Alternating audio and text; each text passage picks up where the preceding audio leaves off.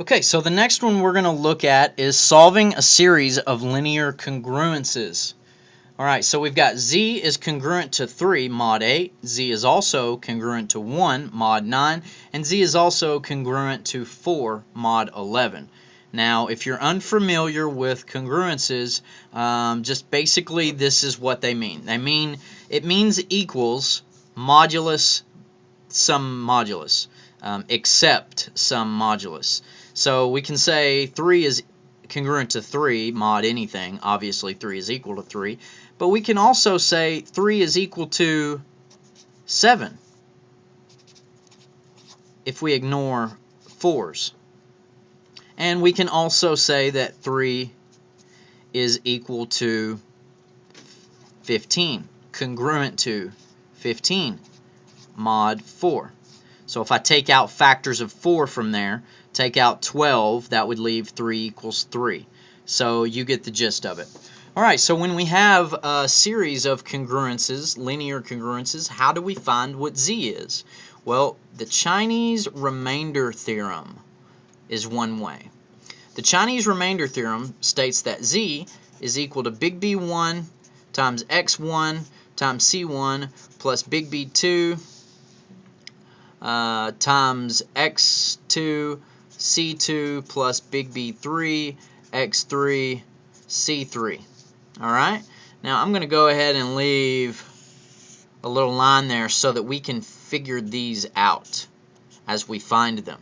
Now, back up to our linear congruences. Just in this form, we may need to finagle these to get them in this linear, precise form, but when you've got them in this form, this is b sub I and this is c sub I.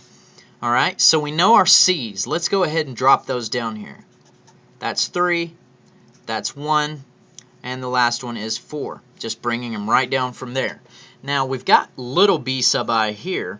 That's our modulus, but we don't want little b. We want big B.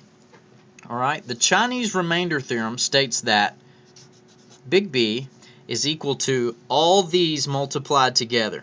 So 8 times 9 times 11.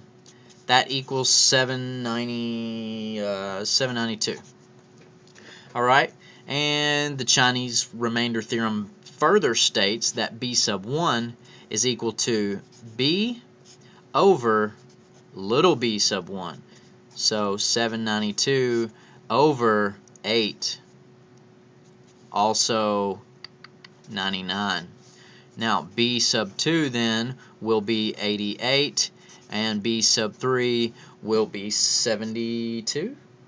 Yes, 72. Alright, so now we've got our big B's. Let's go ahead and plug those in.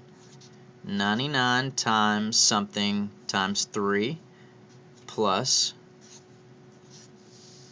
88 times something times 1 plus 72 times something times 4. And when we figure all that out, that'll give us our z, or one of our z's, basically. Alright, so let's jump to another piece of paper and talk about what we're missing is the x's. Alright, the Chinese remainder theorem also states that big B1 x sub 1 is congruent to 1 mod little b1. It's just fact. So big B1 was 99, x sub 1 we don't know, 1 mod b sub 1 was 8. Okay, so now just solving. I'm going to take out any factors of 8 from here and just try and solve this thing in any means necessary.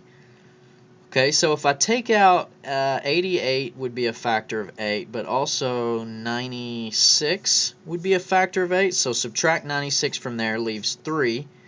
Now, subtracting any factor of 8 is just like subtracting 0 with the congruence. It's still congruent.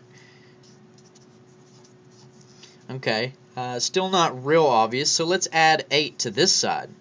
So then I'll have x1 equals 9.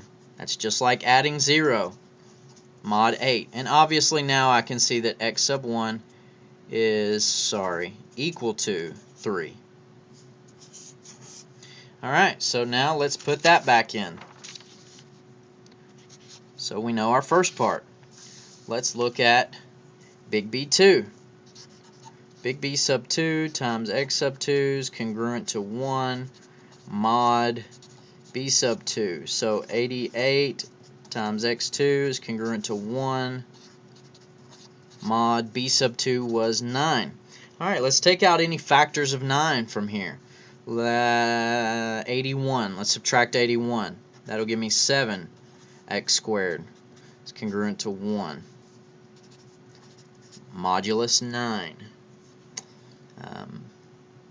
Still not real obvious, so let's add 9 to this side. 7x squared congruent to 10 mod 9. Okay, I think I see something here. Let's subtract 9 again from this side and get negative 2 x squared congruent to 10 mod 9.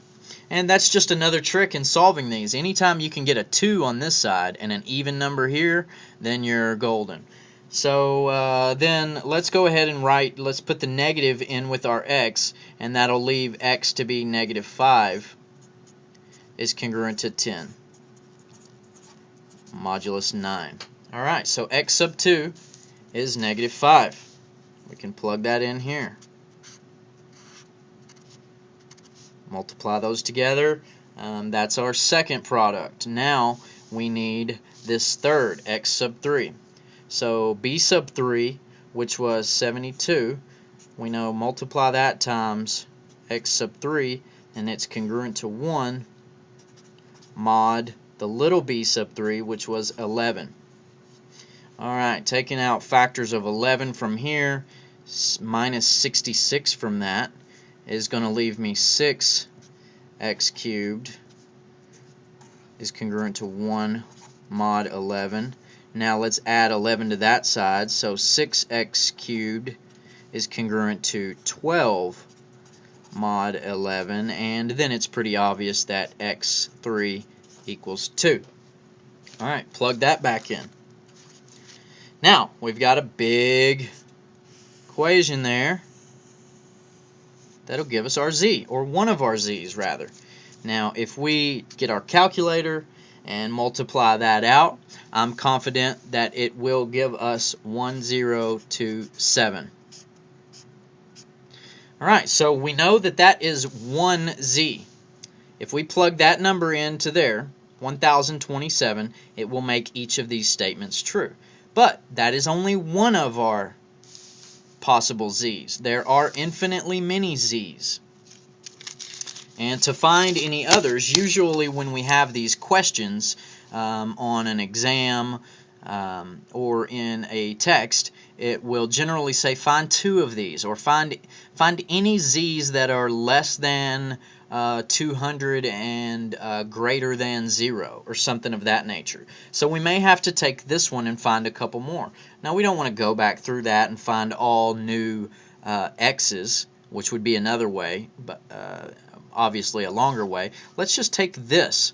Now if we take this one and modify it with the modulus that we found being our big B right here, so 1027 plus 792 will give us another z. We'll call that z sub 1. 1027 minus 792, that'll give us another z. We'll call it z sub 2, and so forth. So obviously you can find an infinite number of those. And so that's how the Chinese remainder theorem works. Thanks for watching.